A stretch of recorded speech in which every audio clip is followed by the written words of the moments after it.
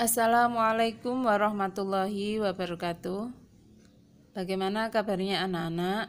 Semoga semuanya sehat walafiat dan selalu dalam lindungan Allah. Amin Allahumma amin. Alhamdulillah, pertemuan kali ini kita bisa melanjutkan kembali aktivitas, yakni pada jam ke-9.10 pendalaman kitab ya. Sebelum kita mulai, kita awali dengan berdoa dulu, meminta ridho Allah, kemudian kita tawasul pada Nabi Muhammad, para guru, para masyayikh, dan khususnya pada pengarang kitab ini. Liridho illahi ta'ala wali syafaati Rasulillah Muhammadin sallallahu alaihi wasallam wali jami'i masyayikhina wali jami'i mu'alimina wa nakhusu khususan mu'alifi hadzal kitab syalillahi lahumul fatihah. Untuk konsep pagi ini kita akan membaca lafaz dengan artinya dulu, kemudian kita coba terapkan teori yang sudah kita dapat dari amsilatiyah. Bismillahirrahmanirrahim. Qala al-muallifu rahimahullahu ta'ala wa nafa'ana bi wa bi ulumihi wa amadana bi asrarihi wa a'ada alaina bi barakatihi fid dharaini amin ya rabbal alamin. Faslun ay hadza faslun utawi iki iku fasal suwiji. Wa juludul maitati utawi pira-pira kulite bathang.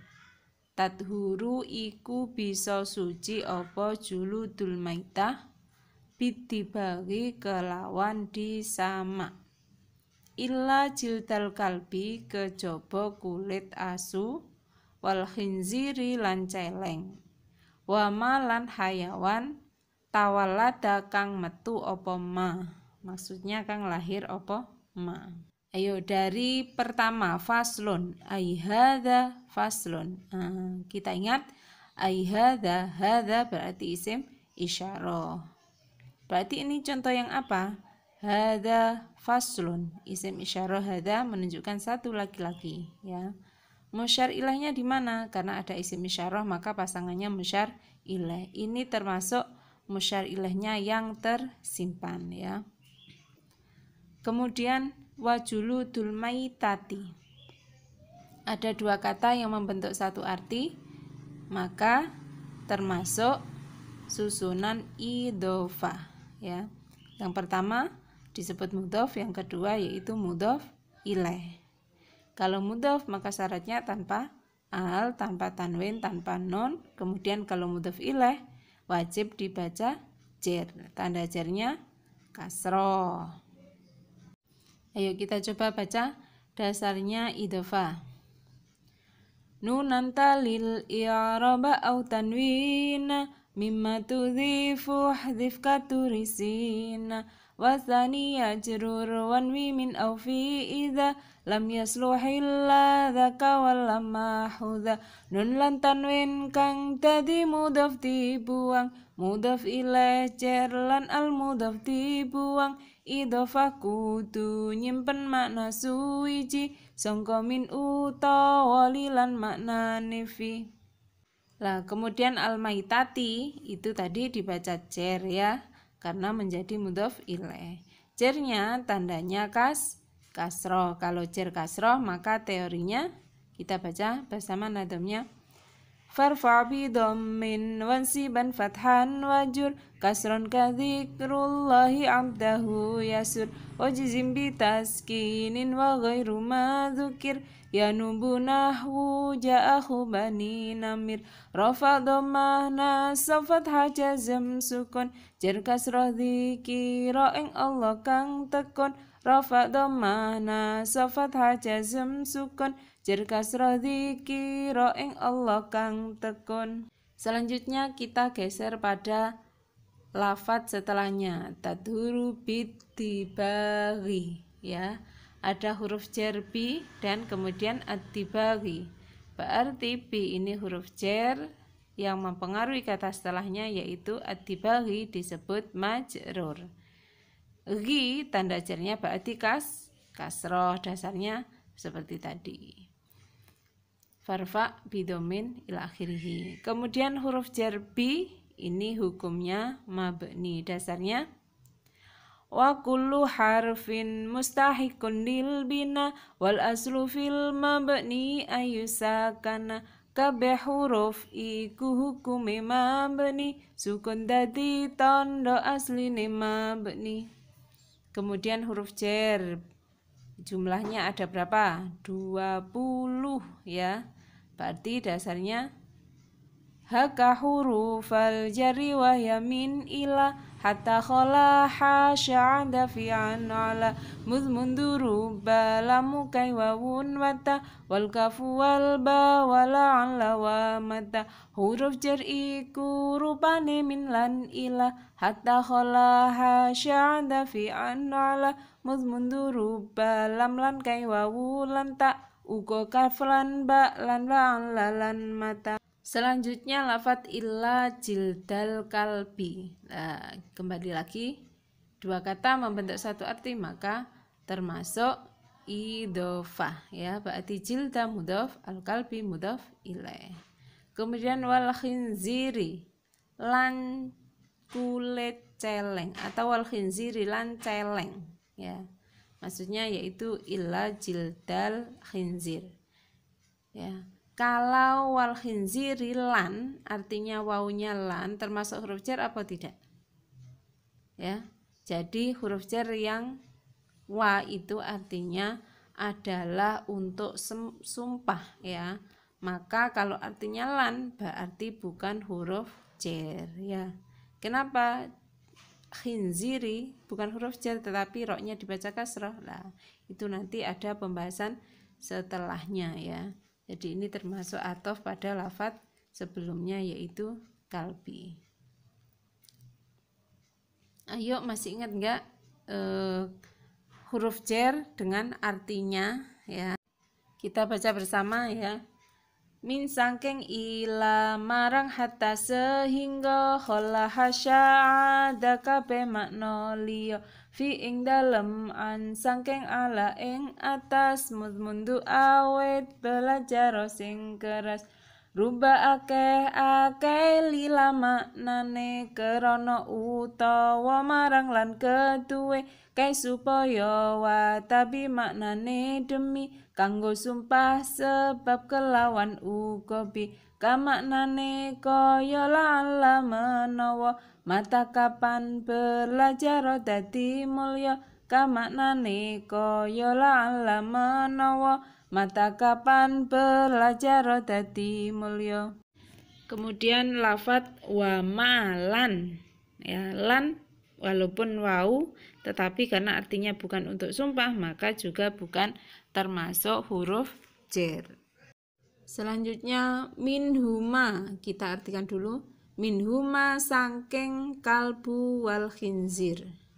Au min ahadihima utawa sangking salah sijine kalbu wal khinzir. Wa azmul maitati utawi kulit batang, wa sya'ruha lan rambute batang, najisun iku najis ya. Kita coba sekarang dikoreksi atau diterapkan rumus sesuai dengan amsilatinya. Lafadz minhuma ya, sangking ada huruf min berarti huruf jar ya. Huma termasuk bagian dari domir ya. Kita masih ingat domir ada dua, yaitu domir muttasil atau sambung dan domir munfasil atau terpisah dan berdiri sendiri ya. Berarti minhuma ini termasuk yang muttasil apa munfasil? Termasuk yang muttasil atau sambung ya, karena dia digandeng dengan min ya. Berarti domir ini karena jatuh setelah huruf jar maka dia statusnya menjadi majrur ya. Berarti domir ini bererob majrur. Akan tetapi balik lagi, domir itu hukumnya mabni alias tetap, maka walaupun majrur tetap dibaca huma ya, tidak bisa berubah karena domir itu hukumnya mabni. Masih ingat dasarnya? Wa kullu mudmarin lahul bina yajib wa lafdu ma jurra ka lafdi ma nusib lan kabeh dhamir uga mabni hukume lan lafaz jere kaya lafaz nasabe lan kabeh dhamir uga mabni hukume lan lafaz jere kaya lafaz nasabe lan kabeh dhamir uga mabni hukume lan lafaz jere kaya lafaz nasabe. Selanjutnya bergeser pada au min ahadihima. Ya. Jadi ada min ahadihima. Lafaz au min ahadihima. Lah ini ada 4 kata berarti ya. Min ahadihima. Min berarti huruf jar. Kalau huruf jar maka berpengaruh pada kata setelahnya yaitu ahadi. Ahadi ini disebut majrur. Makanya dibaca ahadi ya. Dalnya dibaca kasroh karena dia majrur. Tanda jarnya menggunakan kasroh. Dasarnya farfa bidomin ila akhirih. Kemudian ahadihima, lah ini adalah susunan idhofah ya. Yang pertama ahad berarti mudhof, yang kemudian hima berarti mudhof ilaih ya. Lah sekarang ahadihima, hima ini termasuk apa? Termasuk isim dhamir ya. Kenapa? Yang pertama minhuma, yang kedua ahadihima. Sama-sama huma tetapi yang pertama dibaca huma, yang kedua dibaca hima. Masih ingat teorinya? Bila ada huruf jar, bila ada isim dhamir, dhamir huma, hum, hunna, dan dhamir hu ya. Bila sebelumnya diawali harokat kasroh atau ya mati, maka keempat hak dhamir ini akan dibaca kasroh. Dasarnya ha faksiron min huma huna wa hum in qablaha ya sakin au kasrun faum huma hum hunna hadi waca kasroh sadurunge ya sukun utawa kasroh. Ahadihima, himanya ini mutasil apa munfasil? Termasuk mutasil ya, karena dia bergabung ya. Jadi gabungan ahad sama huma ini kemudian membentuk satu arti. Lah ini menandakan bahwa dhamir huma ya yang di situ dibaca hima ini termasuk bagian dari dhamir mutasil ya, bukan munfasil walaupun tidak digandeng dengan dal ya, karena memang dal ini tidak bisa gandeng ya, termasuk huruf yang tidak bisa menggandeng dal. Wawu juga sama, atau alif juga tidak bisa menggandeng. Selanjutnya kita bergeser pada lafaz wa'azmul maitati ya. Wa'azmu ya, karena memnya dibaca dhammah maka wawunya bukan huruf jar ya. Azmul maitati berarti dua kata membentuk satu arti sama dengan idhofah ya. Kemudian wa sya'ruha ya, sya'ruha. Lah ini juga termasuk contoh daripada idhofah. Sya'ru mudhof dan ha mudhof ilaih ya. Ha adalah dhamir mutasil. Ini contoh mutasil yang apa? Karena mutasil ada dua ya, mutasil yang nasab atau mutasil yang jar ya. Kita urutkan statusnya menjadi apa dia? Menjadi mudhof ilaih. Mudhof ilaih hukumnya jar, maka dhamir mutasil sya'ruha ini, ha ini berarti mutasil yang jar, sama dengan minhuma itu juga mutasil jar ya. Kalau minhuma mutasilnya jarnya karena diawali oleh huruf jar. Kalau min ahadihima jarnya karena menjadi mudhof ilaih, maka juga tetap termasuk dhamir mutasil jar. Jadi itu tadi teori yang kita terapkan di amsilati ya. Langsung kita praktekkan di fikih kitab ya. Ketika nanti anak-anak membaca Al-Quran, bila menemukan kata maka bisa dilihat ya, itu bisa kita terapkan teori amsilatinya ya, mana yang pas ya. Jadi semakin anak-anak sering membaca bahasa Arab maupun kitab maupun Al-Quran ya, di situ pula anak-anak memiliki kesempatan yang sangat luas sekali untuk menerapkan teori amsilatinya ya. Makanya alhamdulillah di kelas unggulan anak-anak punya kesempatan untuk membaca Al-Quran 1 juz setiap hari lah, itu bisa benar-benar dimaksimalkan dengan menerapkan teori amsilati. Untuk tajwidnya juga sama ya, ketika anak-anak sudah mengetahui ilmu tajwid misalnya mulai dari awal sampai akhir lah, itu adalah momen-momen penting untuk menerapkan ilmu yang kita dapat ya, sehingga selain kita faham ya, anak-anak juga ilmunya bermanfaat ya, karena langsung praktek ya. Dan insya Allah karena sering praktek, insya Allah tidak mudah lupa. Tetapi kalau dapat ilmu terus dan tidak praktek lah, itu nanti bahaya ya, karena lebih rentan untuk lupa. Sekarang kita kupas terkait dengan penjelasan daripada pasal ini ya. Jadi untuk kulit bangkai ya, semua bangkai itu bisa disucikan ya dengan cara disamak ya, kecuali kulitnya anjing dan babi. Jadi kulit daripada kedua bangkai anjing dan babi ini walaupun sudah disamak ya, tetap tidak bisa dikatakan suci ya, karena memang keduanya ini sudah terkategori najis mughaladoh, diapa-apakan pun tidak bisa suci ya.